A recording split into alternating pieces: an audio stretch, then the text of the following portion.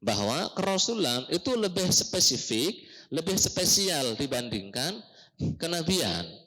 Artinya semua rasul pasti nabi, tapi tidak semua nabi menjadi rasul. Kalau Anda orang ngaku jadi nabi, berarti sudah pasti sesat. Pasti sesat setelah Nabi Muhammad Shallallahu Alaihi Wasallam.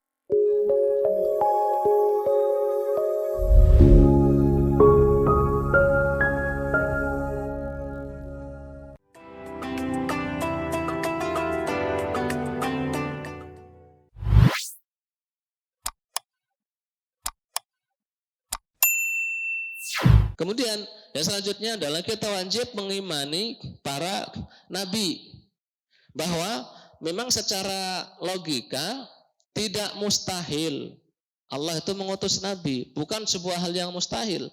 Namanya Allah maha mampu, memiliki kudrah, maha berkehendak, ya sangat mungkin mengutus nabi. Tidak mustahil, sangat mungkin, dan boleh bagi Allah memilih dari makhluk-makhluknya untuk menjadi utusannya, terserah Allah. Dikuatkan dengan teks Al-Quran, Innallaha astafa Adam wa Nuha wa ala Ibrahim wa ala Imran alal alamin. Allah memilih Adam, Nuh, kemudian keluarga Ibrahim, keluarga Imran, dibandingkan seluruh manusia yang lain, terserah Allah. Allah yang menciptakan kita. Kayak saya menciptakan meja, membuat meja, maksudnya membuat meja banyak. Dari sekian meja itu yang saya pilih dan kursi untuk saya duduki, saya pakai kerja ini. Boleh nggak saya seperti itu? Boleh. Yang lain saya jual, yang lain saya lelang, yang lain saya kasih ke orang. Boleh seperti itu? Boleh, nggak masalah. Dan kita sebagai makhluknya Allah ya hanya sami'na wa ta'na. Karena kita cari dalam hidup itu ridho Allah, iya kan? Iya, terserah Allah. Allah milih fulan untuk jadi kekasihnya, jadi walinya. Allah mau ngasih fulan harta, ngasih fulan apa, terserah Allah. Memilih fulan untuk jadi nabi, jadi rasul, terserah Allah Subhanahu wa ta'ala. Kita wajib mempercayai, mengimani adanya para nabi dan rasul. Apa nabi dan rasul itu perbedaannya? Ada yang mengatakan nabi rasul sama saja, podo wae, huma bimakna wahid. Ada yang mengatakan nabi dan rasul itu maknanya sama saja. Yang kedua, ada yang mengatakan ar-risalah akhassu minan nubuwah, bahwa kerasulan itu lebih spesifik, lebih spesial dibandingkan kenabian. Artinya semua rasul pasti nabi, tapi tidak semua nabi menjadi rasul. Nah, terus perbedaannya apa? Ala hadzal qaul, berdasarkan pendapat ini ada yang mengatakan rasul itu adalah seseorang laki-laki dari kalangan manusia, laki-laki dari kalangan manusia yang merdeka, diberi wahyu oleh Allah Subhanahu wa ta'ala dan syariat baru untuk disampaikan kepada kaumnya. Disebut rasul. Ingat, itu tekannya di syariat baru. Syariat baru. Sedangkan nabi itu adalah kalangan manusia laki-laki merdeka yang diberi wahyu untuk disampaikan kepada kaumnya dengan syariat yang tidak baru. Syariatnya syariat rasul yang sebelumnya. Itu disebut sebagai nabi. Ada yang mengatakan kalau disuruh menyampaikan syariat itu berarti rasul. Kalau tidak disuruh menyampaikan syariat yang baru tadi itu berarti nabi. Tapi ini perbedaan yang masih muskil, banyak perbedaan ulama. Yang paling enak adalah rasul itu diutus untuk menyampaikan syariat baru. Sedangkan nabi ya tetap menyampaikan kebaikan wahyunya, tapi syariatnya dari rasul-rasul yang sebelumnya. Karenanya antara Nabi Isa dengan Nabi Muhammad di Palestina banyak nabi. Banyak nabi. Mereka mengajarkan ajaran Nabi Isa alaihi salam. Antara Nabi Musa, Nabi Harun, ke Nabi Ilyasa, itu banyak nabi-nabi yang lain. Tidak kita ketahui namanya. Menggunakan syariat Nabi Musa dan Harun. Itu kalau perbedaan antara Nabi dan Rasul. Nabi dari kata-kata an-naba atau an-nabwah. Naba itu berita. Berarti Nabi itu adalah yang diberi berita dari Allah Subhanahu wa taala. Rasul ketambahan lagi samping beri berita dari kata-kata arsala rusulu irsalan. Berarti diutus untuk suatu kaum dengan menggunakan syariat baru. Itu perbedaan antara Nabi dan Rasul. Nah, dalilnya tadi sudah kita bahas. Amanar rasulu bima unzila ilaihi min rabbihi wal mu'minun kullun amana billahi wa malaikatihi wa kutubihi wa rusul. Wajib mengimani adanya Nabi dan Rasul itu. Nah, kemudian menurut ahlu sunnah wal jamaah, kenabian, kerasulan tidak bisa diusahakan, ghairu muktasab. Itu adalah istifa minallahi ta'ala. Maksudnya tidak mungkin seseorang manusia dengan melakukan sebuah ritual tertentu yang bentuknya mungkin sebuah tirakat atau riyadhah namanya dalam ilmu suluk. Kemudian dengan riyadhahnya, dengan ritualnya tersebut mencapai derajat Nabi. Enggak bisa. Menurut ahlu sunnah wal jamaah. Enggak bisa. Karena kenabian itu adalah pemilihan dari Allah Subhanahu wa ta'ala. Mau sholat seberapa juta kali pun enggak bisa kita menjadi Nabi. Sebab Nabi itu pilihan dari Allah Ta'ala. Kalau Anda orang ngaku jadi Nabi, berarti sudah pasti sesat. Pasti sesat setelah Nabi Muhammad Sallallahu Alaihi Wasallam. Karena la rasulah wala nabiyya ba'di. Tidak ada Nabi dan Rasul setelahku, kata baginda Nabi Sallallahu Alaihi Wasallam. Jumlah Nabi dalam beberapa riwayat disebutkan 124.000. Jumlah Rasul kurang lebih 315. 300 sekian belas jumlah Rasul. Yang wajib kita imani adalah yang disebutkan dalam Al-Quran dan yang disebutkan dalam hadis. Yang mutawatir sampai ke kita 25 Nabi dan Rasul. Apal semua? Adam, Idris, Nuh, Hud, Saleh, Ibrahim, Lut, Ismail, Ishaq, Yaqub, Yusuf, Ayyub, Shu'aib, Musa, Harun, Zulkifli, Dawud, Sulaiman, Ilyas, Ilyasa, Yunus, Zakaria, Yahya, Isa, wal akhiru khatamul anbiya, Muhammad al.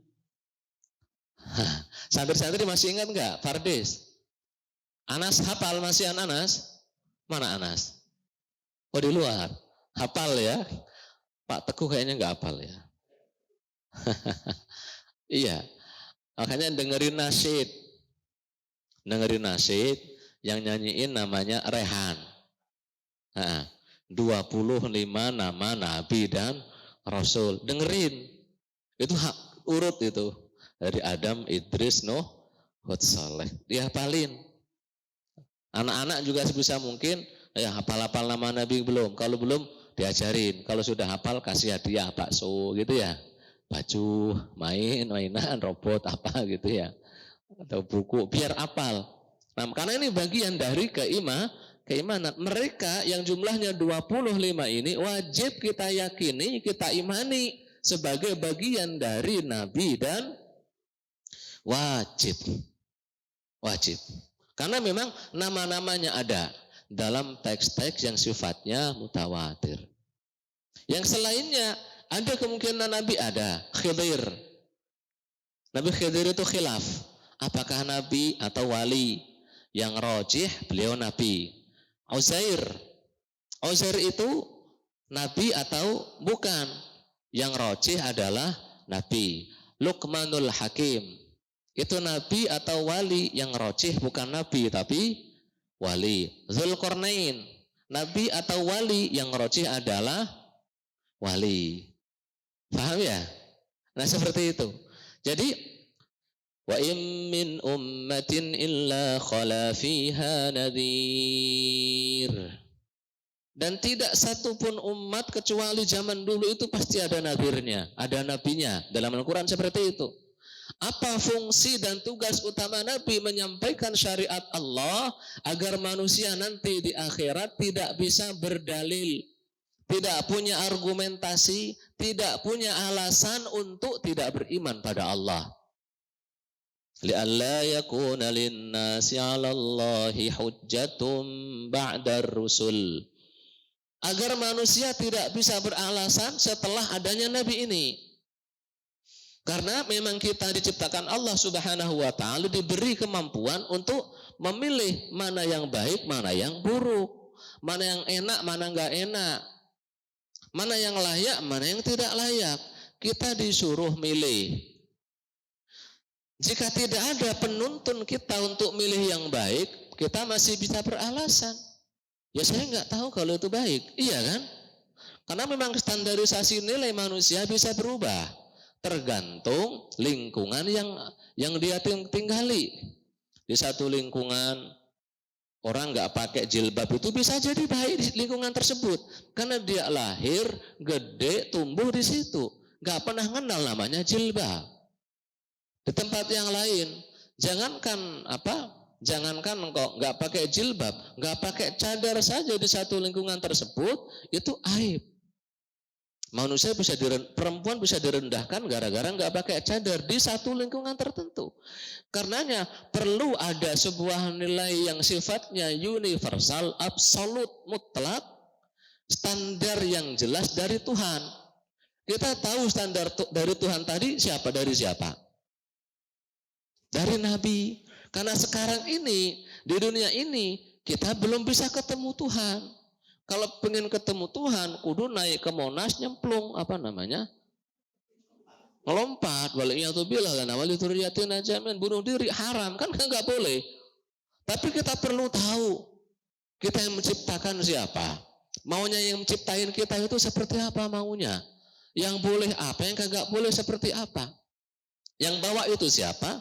Rasul dan Nabi. Karenanya Nabi itu peranannya sangat penting untuk membawa kabar Tuhan Allah Subhanahu wa taala maunya kita seperti apa.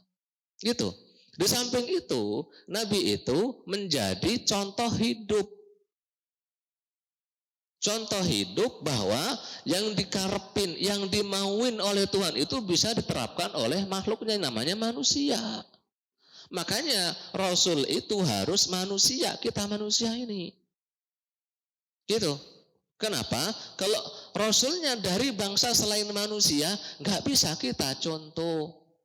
Kalau Rasulnya dari malaikat, malaikat kagak demen perempuan, kagak ada perempuannya di malaikat, kagak ada laki-lakinya, terus gimana coba? Sedangkan Aldi laki-laki, normal kan Aldi ya? Normal, ngangguk dia, normal. Lah kalau mau nikah nyontoh siapa kalau Rasulnya dari malaikat? Iya. Rasulnya dari kalangan jin. Jin kagak kelihatan. Kita contohnya bagaimana coba? Iya kan? Jin bisa melihat kita, kita kagak bisa melihat jin. Lah gimana kalau Rasulnya dari kalangan mereka? Ya alhamdulillah, Rasul itu dari kalangan manusia.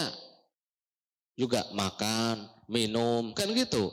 Juga berbisnis, cari duit, memiliki rasa cinta, memiliki rasa benci seperti manusia. Lumrahnya manusia seperti itu. Tapi mereka itu dibimbing oleh wahyu maksum, tidak pernah berbuat dosa. La dosa besar, wala dosa kecil menurut jumhur. Yang wajib kita yakini seperti itu. Bahwa para nabi itu semuanya maksum. Jadi nggak ada kok nabi la samahallahu lana walidhurriyatina. Enggak boleh ada keyakinan Nabi mabuk, enggak boleh. Karena mabuk itu dosa besar. Nabi mencuri, berzina, enggak boleh. Dalam keyakinan ahlu sunnah wal jamaah, Nabi itu semuanya maksum. Karena mengapa? Secara logika, kalau Nabi tidak maksum, ya repot. Karena menjadi panutan, yang namanya panutan harus yang paling sempurna. Nah, kagak sempurna gimana jadi panutan? Iya benda. Makanya laqad kana lakum fi Rasulillahi uswah, panutan. Yang namanya panutan harus sempurna. Iya. Ya, namanya panutan. Makanya baginda Nabi itu manusia paling sempurna. Yang mau jadi presiden bisa nyontoh baginda Nabi, mau jadi panglima perang bisa nyontoh baginda Nabi, mau jadi pemuda bisa, jadi anak kecil juga bisa, jadi seorang bapak juga bisa, jadi istrinya satu juga bisa, jadi istrinya 2, 3, 4, bahkan lebih pun baginda Nabi juga bisa semuanya. Jadi orang kaya bisa, jadi orang miskin, alhamdulillah. Coba Nabi kita itu kaya raya gitu. Orang miskin bingung. Nyontoh Nabi, Nabinya kaya terus, gak pernah miskin. Kita nyontohnya piye? Alhamdulillah baginda Nabi itu benar-benar sosok yang paling sempurna untuk dicontoh, jadikan teladan semua manusia. Apapun suku, ras, dan bahasanya. Bisa mencontoh baginda Nabi dan dimanapun tinggalnya. Untuk dicontoh. Karenanya Allah Subhanahu wa taala memiliki prinsip, punya janji, wa ma kunna mu'adzibina hatta nab'atsa rasula. Dan kami tidak akan mengazab suatu kaum, siapapun tidak akan kami siksa. Sampai kami utus kepada mereka rasul untuk menjelaskan ajaran Allah. Iya. Kenapa? Kalau belum diutus rasul, ya manusia itu kalau disiksa nggak adil Tuhan. Karena dia nggak tahu kok kehendak Tuhan, maunya Tuhan seperti apa nggak tahu. Gitu. Ya orang-orang yang tinggal di pedalaman Afrika sekarang. Seandainya ada, saya bilang seandainya ada. Mereka tinggal di Afrika, di hutan-hutan Afrika, nggak pernah tersentuh dengan agama apapun. Entah nyembah apa, entah nggak tahu. Apakah nanti otomatis langsung masuk neraka? Enggak. Sebab mereka belum tahu kehendak Tuhan. Atau orang-orang yang tinggal di entah benua mana gitu, benua entah berantah, nggak pernah dengar yang namanya Islam, wala Muhammad. Atau mereka dengarnya salah, masbuh, musawwah. Jadi dengernya Muhammad itu adalah sosok yang buruk, ini. Jadi dengar salah, nggak ada informasi pembanding. Mereka nyari pun nggak ketemu informasi pembandingnya.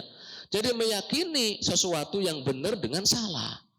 Mereka seperti itu, berlaku hukum belum diutus Rasul. Wa ma kunna mu'adzibina hatta nab'atsa rasula. Ini dalil qat'i, teksnya qat'i. Dilalahnya qat'i.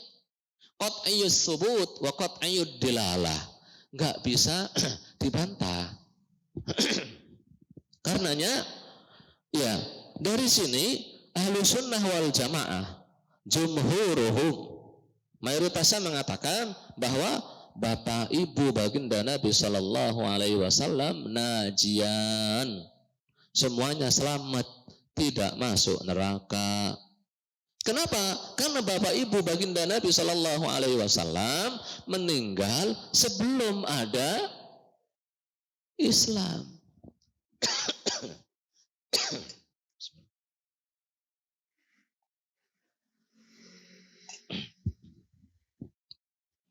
Sangat tidak fair, sangat tidak adil.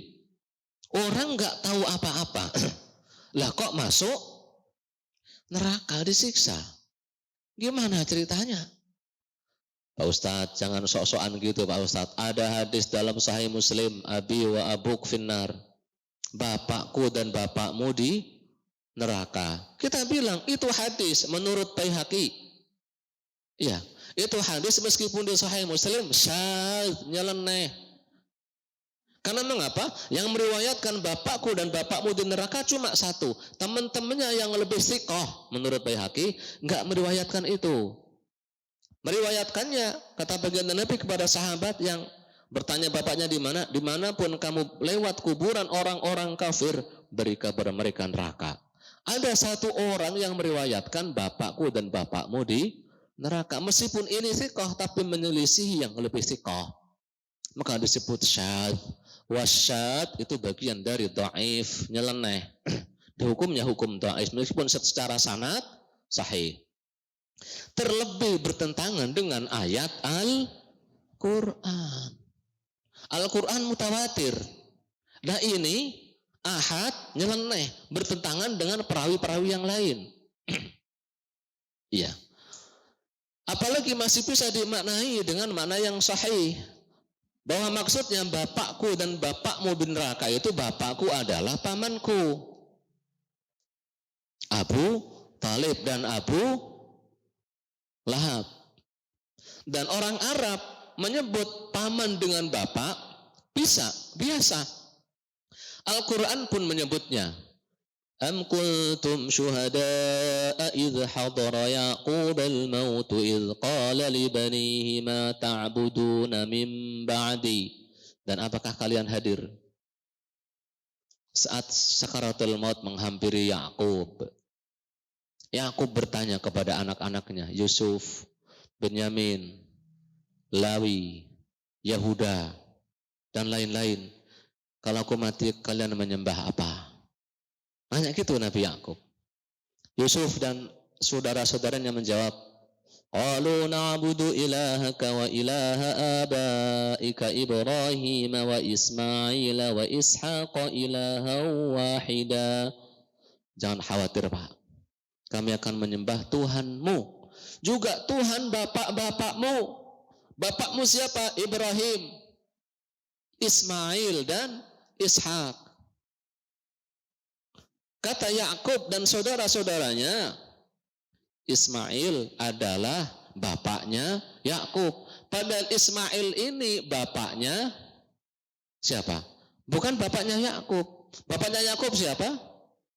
Ishak. Ya, silakan Pak Irsan. Tapi disebut sebagai bapak. Jadi yang dimaksud bapakku dan bapakmu di neraka bisa dimaknai benar. Apa maknanya? Bapak dalam artian Abu Talib dan Abu Lahab. Kalau bapaknya Nabi, ya belum diutus Nabi. Quran yang secara tekstual, kami tidak menghukum suatu kaum sampai kami utus Nabi.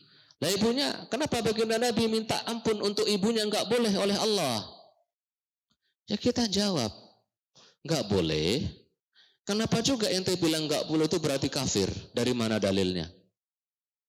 Ada kemungkinan enggak boleh dimintain ampun karena enggak perlu dimintain ampun. Sebab enggak punya dosa.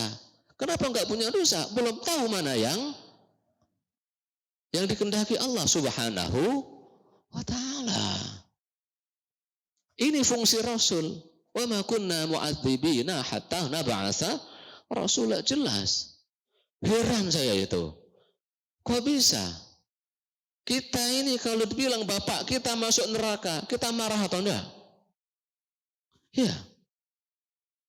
Lah kok tega gitu, berani bilang bapaknya Nabi, emaknya Nabi masuk neraka. Padahal dalilnya masih dhanniyus subut, dhanniyud dilalah. Belum qat'i. Yang qat'i jelas-jelas di Al-Quran ditinggalin. Gitu. Ya, jadi kembali fungsi utama Nabi dan Rasul adalah membawa pesan dari Tuhan. Bahwa maunya Tuhan seperti ini, maunya Allah seperti ini. Itu Nabi dan Rasul. Wajib mengimani Nabi dan Rasul. Jadi kemungkinan di Indonesia dulu ada Nabi, mungkin, tidak mustahil secara logika. Mungkin di Cina, di Jepang, di Korea, di Amerika, di Afrika, di semua benua. Mungkinkah dulu ada nabinya? Sangat mungkin. Bisa jadi juga dulu benua itu satu, nggak bisa-bisa seperti ini. Wong dulu katanya Jawa dan Sumatera itu juga satu. Betul gitu ya? Katanya seperti itu, sangat mungkin. Tapi kita tidak boleh memastikan bahwa si fulan adalah nabi, si alan adalah nabi, meskipun dalam ajarannya ada kebaikan, tanpa didukung dengan teks wahyu. Enggak boleh kita menghukumi si fulan itu, agama fulan itu mengajarkan kebaikan. Bisa jadi itu nabi, bisa jadi, tapi tidak boleh pastikan. Hanya boleh memastikan berdasarkan wahyu, baik Al-Quran ataupun sunnah.